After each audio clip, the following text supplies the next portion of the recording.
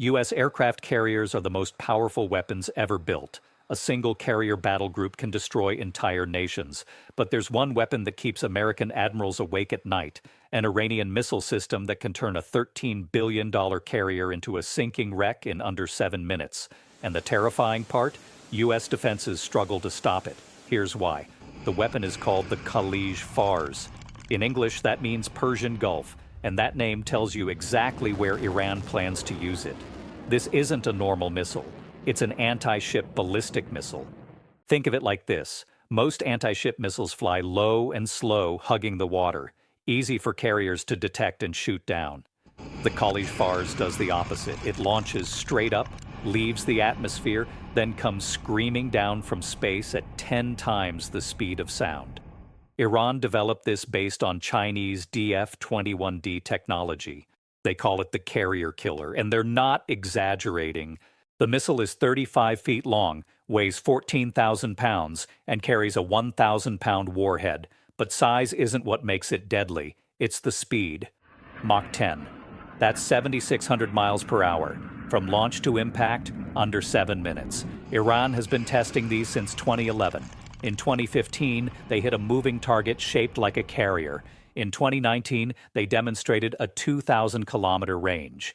That covers the entire Persian Gulf, the Arabian Sea, and reaches U.S. bases in Qatar and Bahrain. And here's what changed everything. They can launch multiple missiles simultaneously. Not one, not two, entire salvos. Let me show you exactly how this weapon operates, because understanding the mechanics reveals why it's so dangerous. Phase 1. Launch. The missile fires from a mobile launcher. These trucks can hide anywhere. Tunnels, mountains, civilian areas. By the time U.S. satellites detect the launch, the missile is already airborne. Phase 2. Boost. The solid-fuel rocket engine ignites, pushing the missile to the edge of space. Within 90 seconds, it's traveling faster than any aircraft ever built. Phase 3. Separation. The missile reaches its apex, the booster separates, and the warhead begins its descent. This is where it gets interesting. Most ballistic missiles follow a predictable arc. You can calculate exactly where they'll land. The Khalij Fars doesn't. It has a maneuvering re-entry vehicle. That means it can adjust course during descent. It's not falling, it's hunting. Phase 4. Terminal guidance. As the warhead descends, an active radar seeker turns on. It's looking for a specific radar signature, the signature of an aircraft carrier. When it locks on, the warhead makes final course corrections. Phase 5. Impact. The warhead hits at Mach 10. At that speed, the kinetic energy alone is devastating. The explosion is almost secondary. It punches through the carrier deck like a bullet through paper. Now here's the nightmare scenario U.S. planners wargame constantly. Iran doesn't fire one missile. They fire 20, 30, 50, all at once, all targeting the same carrier. This is called saturation attack. You overwhelm the defenses with more targets than they can engage. Each missile costs Iran roughly $1 million. A U.S. carrier costs $13 billion. The math is brutal. You might be thinking, don't carriers have defenses? They do. Incredible defenses. But they were designed for a different threat. A carrier battle group has multiple defensive layers. Outer layer, fighter jets. They intercept threats hundreds of miles away. Middle layer, Aegis destroyers with SM-3 interceptors. They shoot down missiles in mid-flight. Inner layer, close-in weapon systems. Rapid-fire guns that destroy anything that gets through. This system is perfect against cruise missiles. Those fly at subsonic speeds, low altitude, and follow predictable paths. Aegis shoots them down with 95% success rate, but ballistic missiles are different. They come from above, not the horizon. They're moving at Mach 10, not Mach 0.8, and most importantly, they maneuver. The SM-3 interceptor can hit ballistic missiles, but it was designed for ICBMs in space, not maneuvering warheads in terminal phase. The intercept window is tiny, maybe 30 seconds. Against multiple incoming missiles, the math gets impossible. Here's the real problem: reaction time. From detection to impact, you have maybe 4 minutes. In that time, you need to identify the threat, calculate trajectory, assign interceptors, launch, and hope they connect. Against a single missile, maybe. Against a salvo of 20, the probability of complete interception drops to near zero. And there's another factor nobody talks about: cost-exchange ratio. Every SM-3 interceptor costs $4.3 million. To defend against a 20-missile salvo, you're spending $86 million on interceptors alone. Iran spent $20 million on the attack. They can do this all day. The U.S. Navy cannot. The carrier itself is also a problem. It's massive, over 1,000 feet long, nuclear-powered so it can't shut down its reactor signature.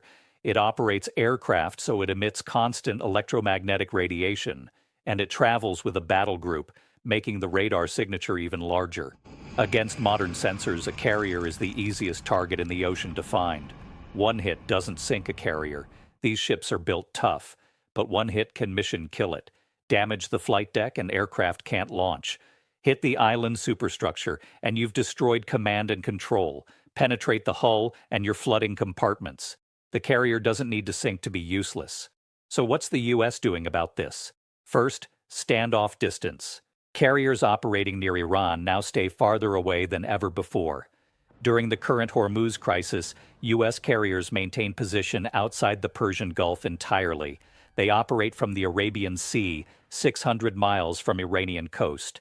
This increases aircraft flight time but keeps carriers outside the maximum effective range of older Iranian missiles. Second, Aegis system upgrades. The Navy is deploying Aegis Baseline 10, which has improved ballistic missile tracking.